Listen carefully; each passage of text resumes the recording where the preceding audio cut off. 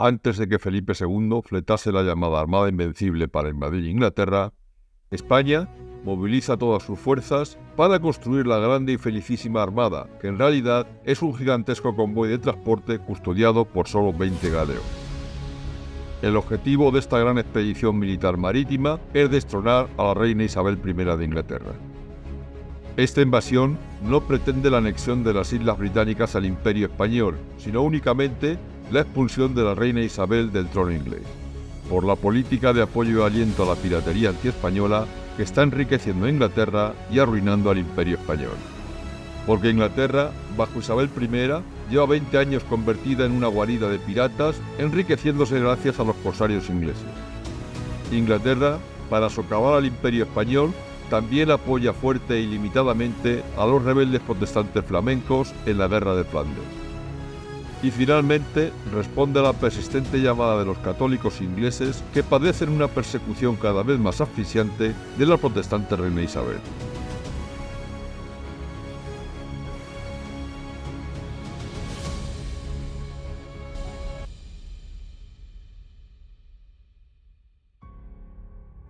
Todos los españoles amantes de la historia, sobre todo los que ya peinamos canas, hemos crecido con una agria sensación sobre el siglo de oro español, cuando conocíamos acerca del enfrentamiento con los ingleses, con la llamada Armada Invencible y la frase lapidaria de Felipe II que cerraba este asunto: yo envié mis naves a luchar contra los hombres, no contra los elementos.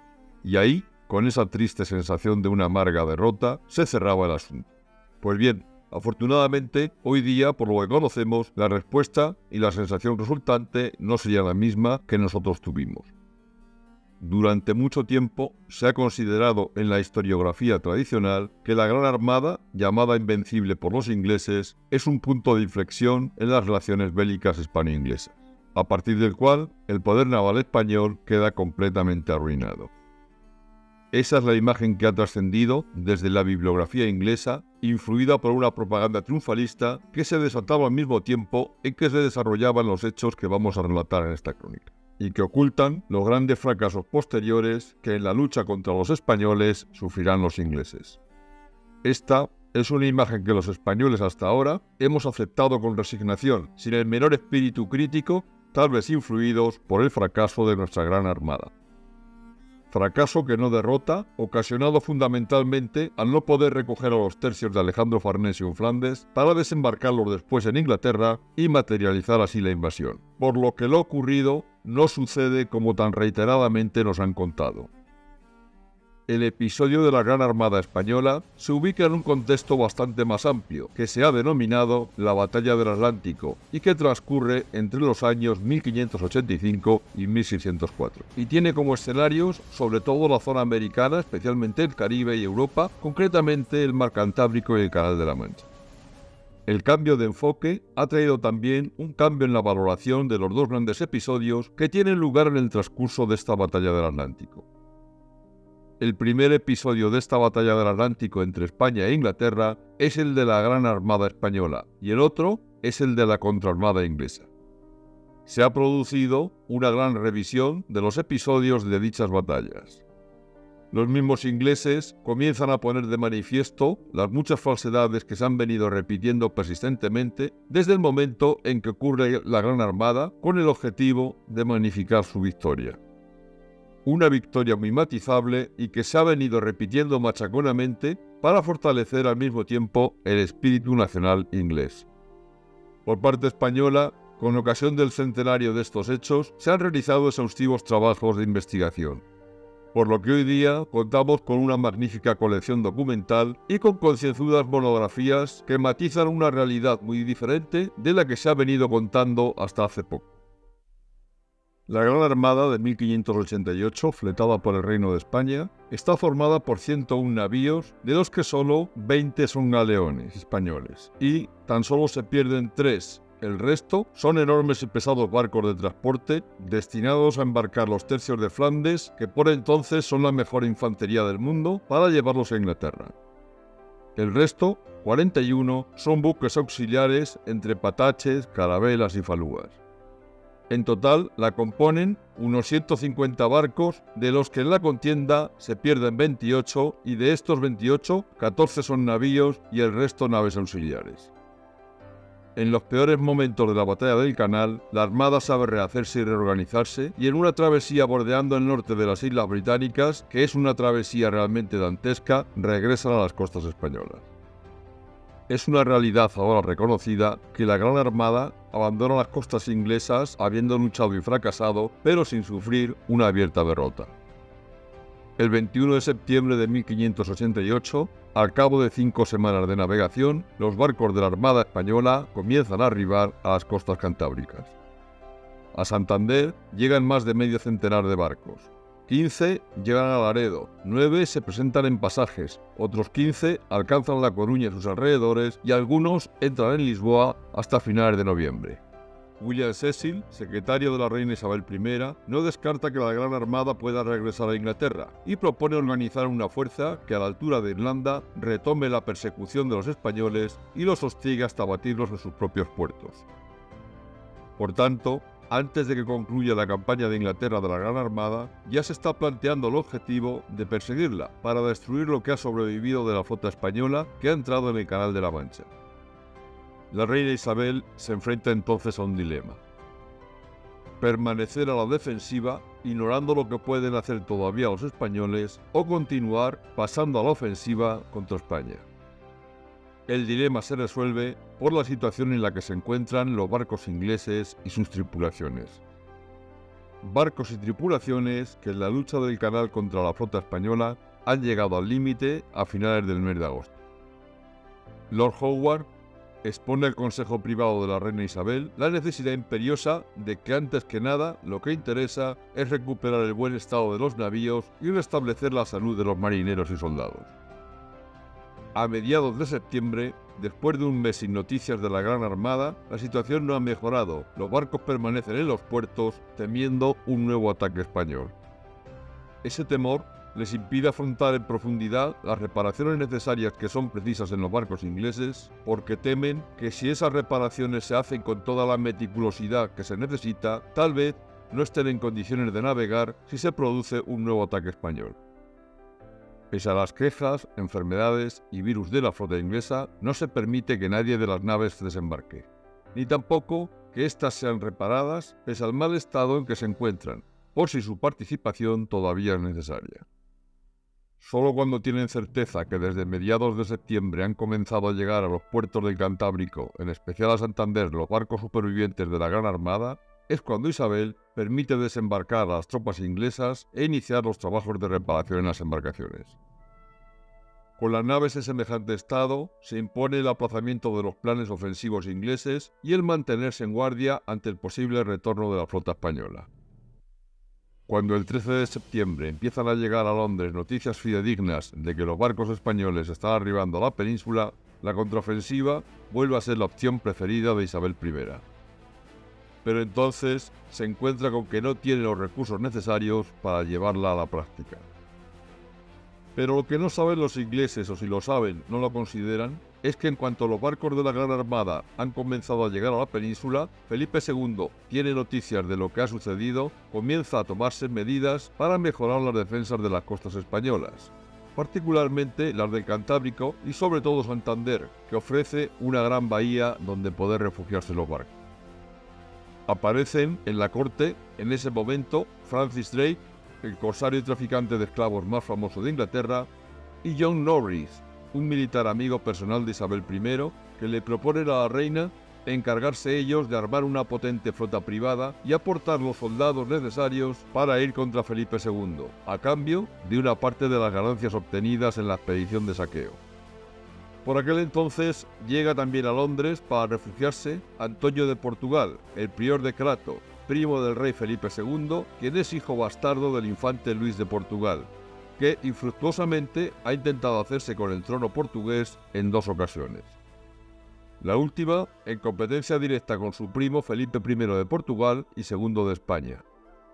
El prior de Crato, quien había huido a París con la mayoría de las joyas de la corona portuguesa, promete a la reina inglesa, si llega a reinar en Portugal, entre otras cosas lo siguiente: 5 millones de ducados, los principales castillos portugueses, una renta anual de 300.000 ducados de oro, permitir el saqueo a las propiedades de los españoles y de los portugueses partidarios de Felipe II en Lisboa durante 12 días.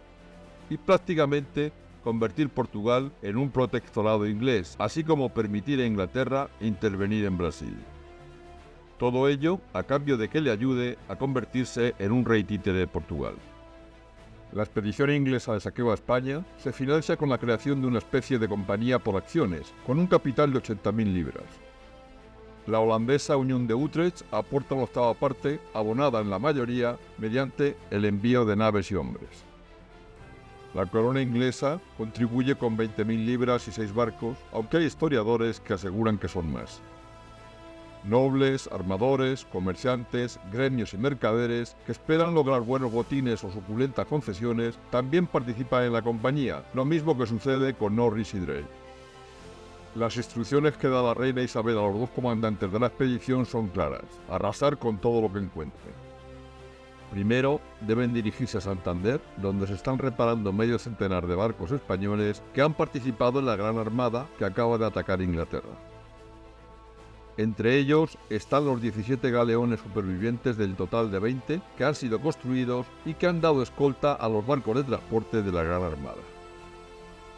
A continuación, se debían dirigir a Lisboa, ciudad que en estos momentos tiene la misma población que Londres y muchísimo más rica, gracias a su enorme imperio. Una vez en Lisboa, los expedicionarios deben echar a los españoles de Portugal y nombrar rey al aspirante y conspirador Prior de Crato.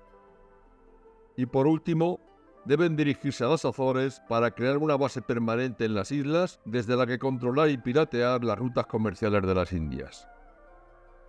Debemos resaltar que hasta la fecha los ingleses nunca han realizado una expedición de este tamaño y características, lo que se percibe claramente en los enormes fallos que tiene, sobre todo los de índole logístico. Esta operación es muy compleja y cualquier falta de previsión puede provocar que todo termine en un rotundo fracaso. De los soldados reclutados, solamente 1.500 son veteranos. El resto son novatos y aventureros con escasa o nula preparación militar y con tendencia en muchos casos a la indisciplina.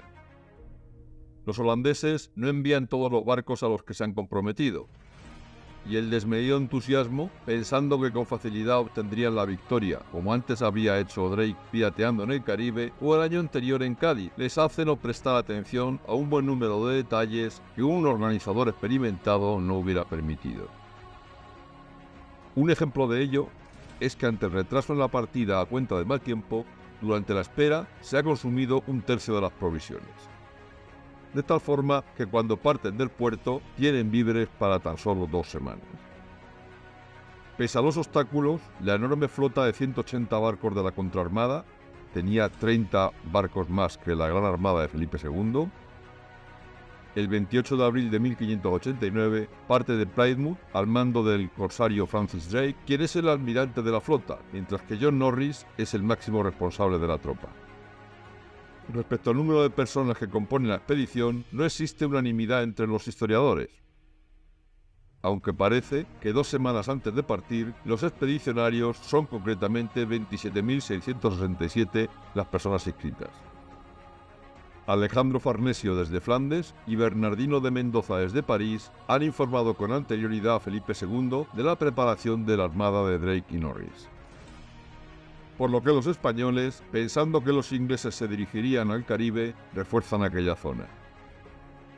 Pero por si acaso, también se fortalece la costa, especialmente los puertos del Cantábrico, y de todos ellos, en el que más esmero se pone es en el de Santander. Drake dice que debido al temor de que los vientos del Golfo de Vizcaya faciliten que la flota española acerque a la suya o la hagan embarrancar, decide, desobedeciendo a su reina, poner rumbo a La Coruña. Sin embargo, pocos son los historiadores que dudan que las razones fueron otras. Los intereses de muchos particulares que han invertido para formar parte rápidamente de la expedición chocan con los de la corona inglesa, pues no quieren correr riesgos poco lucrativos, prefieren directamente el saqueo. Más si cabe, cuando al poco de partir, la flota ya ha sufrido la deserción de 20 naves holandesas. Drake y Norris no ven justificado el alto riesgo que significa atacar Santander, donde seguramente les están esperando para conseguir, en caso de triunfo, un exiguo botín. Teniendo cerca a La Coruña, una ciudad que por entonces no llega a los 5.000 habitantes, está peor fortificada, sin apenas barcos y que según un rumor guarda fabulosos caudales, además de estar cerca de Santiago, donde se encuentra uno de los mayores tesoros de la cristiandad. La flota inglesa es avistada en Estaca de Bares, desde donde se da alarma a la ciudad. Inmediatamente se enciende fuego en la Torre de Hércules para dar aviso a toda la comarca. Juan Pacheco Osorio, el tercer marqués de Cerralbo, quien en aquel momento es capitán general de Galicia, ha conseguido de Felipe II que los barcos, artillería y hombres de la Gran Armada que arriben a La Coruña se queden a defenderla. También se encarga de acelerar los trabajos para la construcción de la nueva fortaleza de San Antón, que está situada en un islote frente a la ciudad, y dotarla con la mejor artillería disponible. Cerralbo reúne unos 1.500 hombres. 650 pertenecen a los tercios viejos, que han sido desembarcados de la Gran Armada Española, y el resto son milicianos de la ciudad, que como ciudad del rey están bien armados y preparados. Por tanto, estas reducidas fuerzas son profesionales y los soldados están bien aguerridos.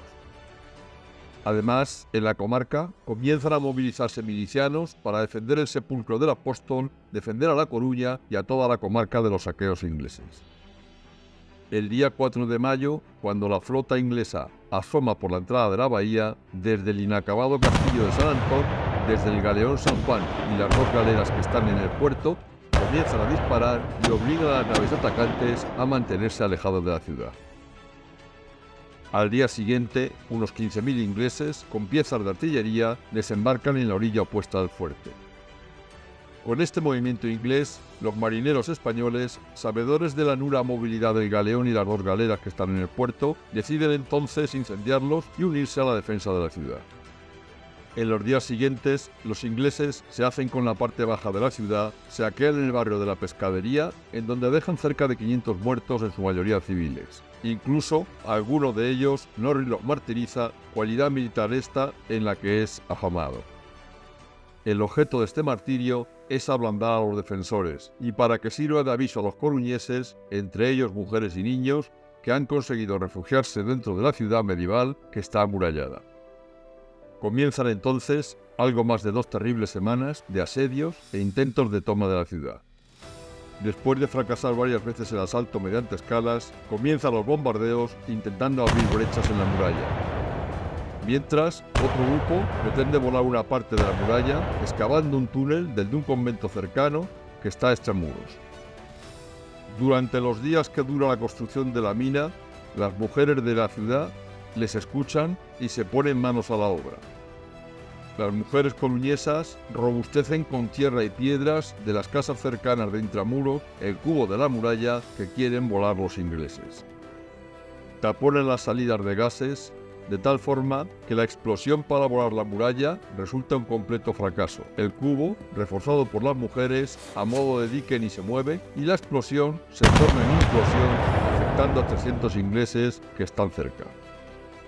En el ataque coincidente, por otra brecha abierta por la artillería, consiguen penetrar los ingleses, pero son barridos por los arcabuceros y mosqueteros hispanos, que están apostados en los parapetos caseros, de muebles y enseres, que las mujeres de La Coruña han estado levantando desde que empezó a disparar la artillería inglesa a este lugar de la muralla para abrir brecha. Sin embargo, en otra parte de la muralla, los atacantes sí que consiguen abrir una segunda brecha.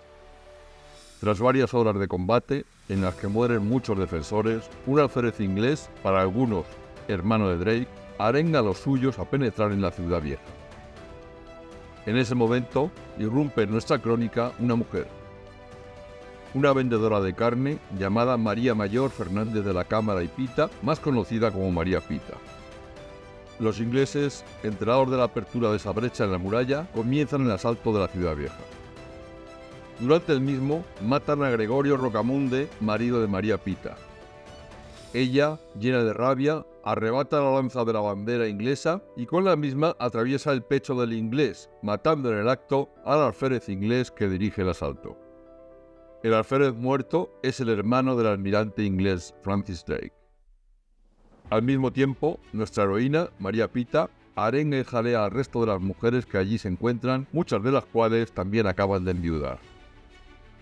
La tradición dice que este hecho se lleva a cabo en un grito en gallego de «Que teña honra que me siga». Esta legión de bravas y enfurecidas mujeres atacan a los ingleses con lo que tienen a mano. Mientras otras les tiran piedras y adoquines que abundan desde lo alto de la muralla y a pesar de las muertas por los disparos ingleses no permiten que los atacantes atraviesen la brecha. Los ingleses, atónitos por esta situación, para no perder más hombres, deciden retirarse. Hasta el nada imparcial cronista de la expedición, el coronel Anthony Winfield, reconoce la resistencia ejemplar de la población coruñesa. Este golpe de efecto desmoraliza a la tropa inglesa, compuesta ahora por 12.000 efectivos, que finalmente acabará provocando su retirada.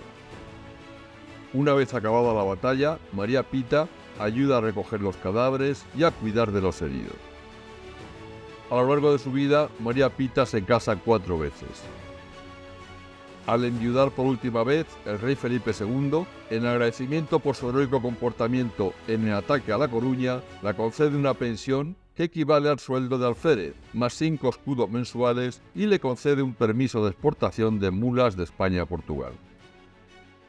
No existe acuerdo acerca del número de bajas inglesas en el asedio a La Coruña. Las más aceptadas las cifran en torno a las 4.000 personas, de las cuales 1.300 serían muertos, además de la pérdida de 3 barcos y 4 barcazas de guerra. Los coruñeses, por su parte, habrían perdido cerca del 1.000.000 de personas. Aún antes de partir, algunos barcos ingleses intentan apropiarse del inacabado castillo de San Antón, desde donde la artillería procedente de los barcos de la Gran Armada que han arribado a La Coruña, sobre todo algunas culebrinas de gran alcance, les hacen desistir.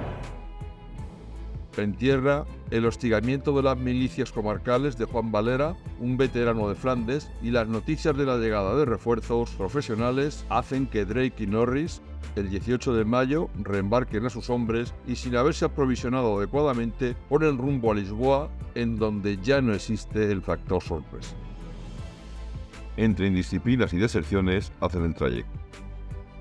En ese momento, otros 10 barcos, con unos 2.000 hombres en total, se dan la vuelta, abandonan la flota, desertan y regresan a Inglaterra. El 26 de mayo, la menguante flota resultante llega a Peniche, situado a unos 78 kilómetros al norte de la capital portuguesa. En ese lugar es donde el aspirante al trono portugués, el prior de Crato, espera encontrar muchos partidarios de su causa. Cuando desembarcan, la decepción en el ejército invasor es mayúscula, cuando comprueban que apenas esperan unos 300 individuos. El aspirante al trono portugués, el prior de Crato, había asegurado en Londres a la reina Isabel que serían miles sus partidarios los que le ayudarían a conquistar Portugal. Norris desembarca algo más de 10.000 hombres, cañones y municiones con la intención de llegar por tierra a Lisboa, ciudad que por entonces cuenta con 100.000 almas, el mismo tamaño que la ciudad de Londres. Mientras, el corsario Drake parte hacia Cascais, ciudad situada en la entrada del estuario del río Tajo, donde debía esperar la llegada de Norris y Crato para atacar conjuntamente Lisboa por tierra y por mar. Allí, su campamento sufre una epidemia de tifus, además de grandes carencias alimenticias, lo que provoca que las tropas de Drake sean fuertemente diezmadas. En el penoso trayecto hasta Lisboa, Norris vuelve a sufrir los efectos de la deficiente planificación logística que desde el inicio se ha realizado de la expedición. Primeramente, el prior de Crato, pese a haber sido proclamado rey por los ingleses en Torres Vedras, cuenta con tan solo 300 portugueses, todos civiles, los que se unen a él, cuando en Londres él había asegurado que serían miles sus partidarios dispuestos a luchar. Para colmo del desastre logístico, tienen solo 44 caballos y ninguna carreta, por lo que las municiones, enseres y víveres tienen que ser transportados a hombros por unos soldados cansados y diezmados por virus y epidemia. Casi sin víveres, apenas encuentran campesinos que les ayuden, pues en su mayoría han huido, llevándose consigo cualquier cosa que pudiera ser de utilidad a los ingleses, que por entonces ya gozan de buena fama de piratas y saqueadores, e incluso algunos envenenan sus pozos. El rey Felipe había dado instrucciones al virrey de Portugal el archiduque Alberto de Austria, diciéndole que Lisboa no podía caer de ninguna manera, pues si eso sucedía, se perdía el reino entero. Por tal motivo, el archiduque concentra el grueso del ejército hispano-portugués dentro de las murallas de la ciudad, dejando extramuros a unidades especiales muy veteranas que día y noche, sin entrar nunca en enfrentamiento directo, utilizan tácticas de guerrilla que merman y desangran al ejército inglés. Estando muy próximos a Lisboa, los atacantes sufren una encamisada por las fuerzas de extramuros, en la que más de 1000 soldados hispanos entran por varios puntos en el campamento inglés, sembrando el terror y el caos, dañando de forma grave la artillería y provocando una gran mortandad. La encamisada es una de las acciones más temibles de los tercios españoles, que suele terminar con la vida de un buen número de enemigos, sembrando el caos en su campamento. Los hispanos aprovechan esta encamisada para difundir a muchos soldados ingleses inexpertos que en la capital portuguesa hay miles de hombres de los famosos tercios que les están esperando.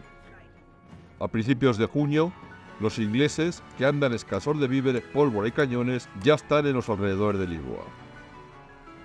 La ciudad está defendida por unos 7000 hombres, entre españoles y portugueses, sin que exista aviso de amotinamiento de estos últimos, que cuentan con una decidida voluntad de resistir. Resulta chocante este hecho cuando el aspirante prior de Crato había asegurado en Londres que su sola presencia en Portugal provocaría un levantamiento general del ejército portugués que aniquilaría a los defensores españoles dentro de Lisboa.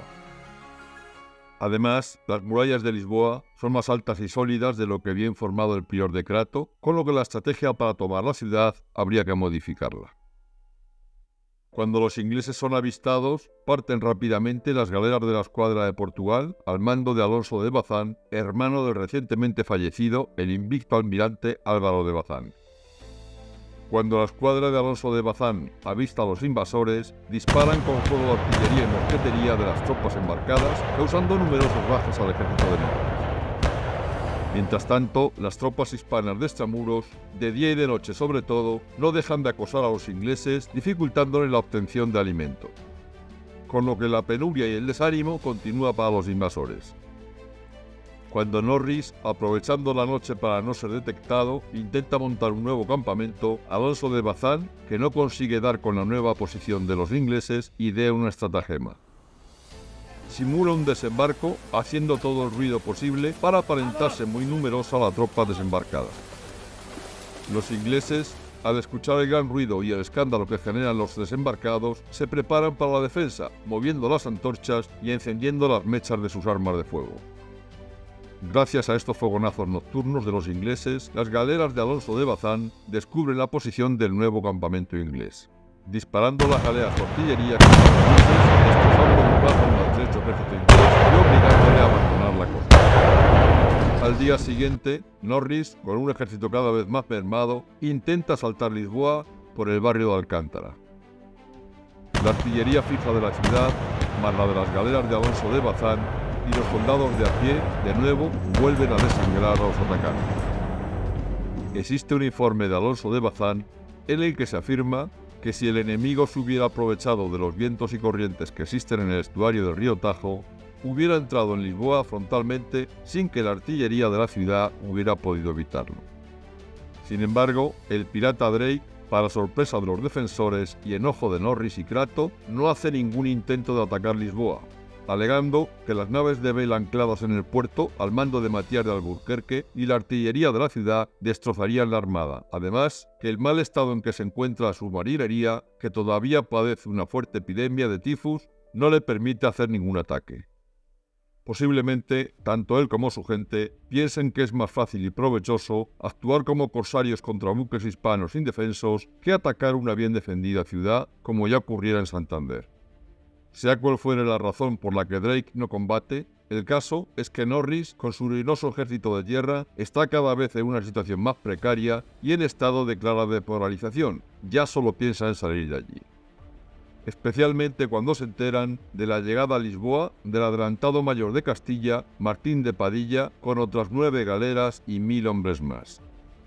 En este momento, Norris entiende que no tiene posibilidad alguna de tomar Lisboa y su intención solo es salir de allí, reembarcando a sus tropas cuanto antes y abandonar Portugal como se dice en estos lares, con el rabo entre las piernas.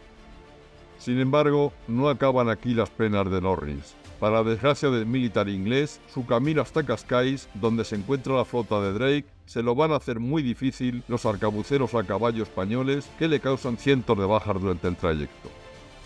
Los ingleses, en los saqueos que realizan a diversas propiedades, encuentran dentro de un almacén que saquean ropas y equipaje.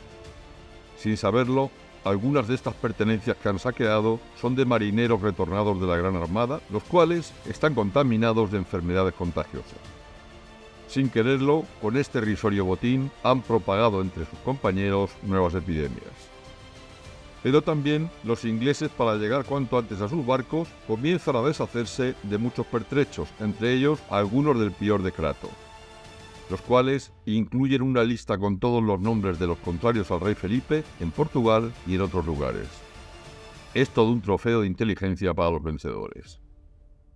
El pirata Drake, el 18 de junio, una vez embarcados los supervivientes del ejército de Norris, sabiendo que Martín de Padilla ha apostado 6 brulotes, que son barcos incendiarios en Setúbal, sin viento y casi sin víveres, decide zarpar.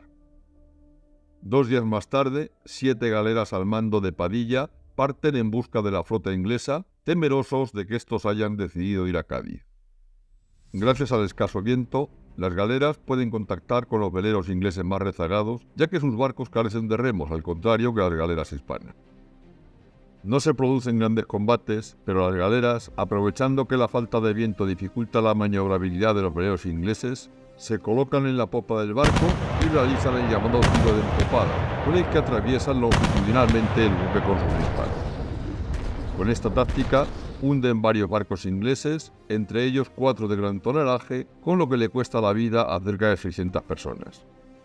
Los ingleses, antes de regresar derrotados y sin botín, con un fracaso total, no está claro si deciden ir a saquear las Azores y son fácilmente rechazados, o simplemente optan por desobedecer a la reina y no se acercan a las Islas Azores. Lo que sí deciden es ir a saquear la isla de Puerto Santo, en el archipiélago de Madeira, y continuar hacia Vigo, un pueblo que por entonces no llega a los 600 habitantes, que intentan saquear, pero son rechazados por los lugareños y las tropas de los señores de la zona, sobre todo Sotomayor.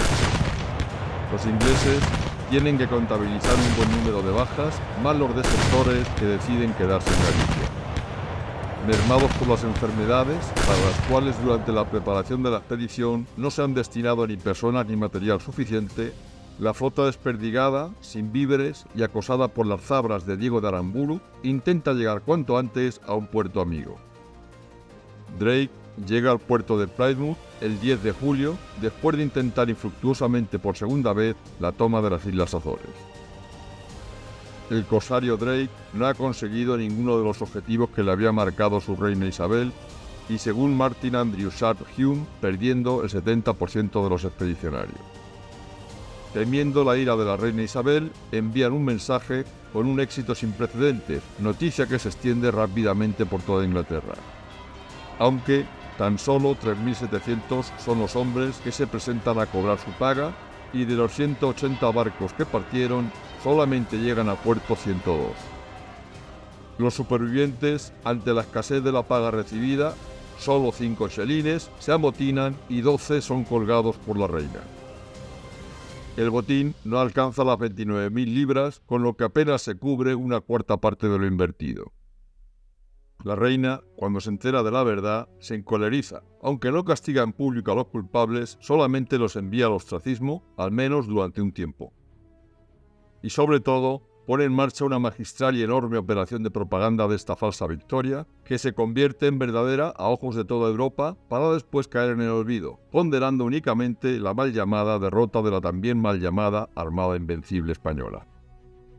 Las autoridades inglesas nombran una comisión secreta para esclarecer lo sucedido, pero pronto las conveniencias políticas hacen que sea mejor hacer propaganda con una realidad distorsionada, en especial en la Europa protestante, que conocer la verdad de lo ocurrido. Los ingleses, entonces, se dan cuenta que una invasión terrestre a la península ibérica, con los medios que existían entonces, resulta imposible. Por lo que continúan con lo que mejor saben hacer, las expediciones con un marcado cariz pirata al Caribe. En una de ellas, concretamente en 1595, mueren con una diferencia de 2 meses dos de sus personajes más conocidos y controvertidos, John Hawkins y el propio Francis Day. Durante mucho tiempo, la única versión que se cree, pese a algunas voces británicas discordantes que pronto son acalladas, es la versión de los libelos ingleses de la época. Hasta nuestros días, en que diferentes investigaciones historiográficas están dando a conocer y sacando a la luz lo que realmente ocurrió con la contraarmada inglesa de Drake y Norris. Y con esto, mis queridos amigos, damos por concluida esta crónica. Si te ha gustado este capítulo, puedes darnos un me gusta, y si estás interesado en conocer el momento de la publicación de nuestros próximos vídeos, puedes suscribirte a nuestro canal de Crónicas de Hispania.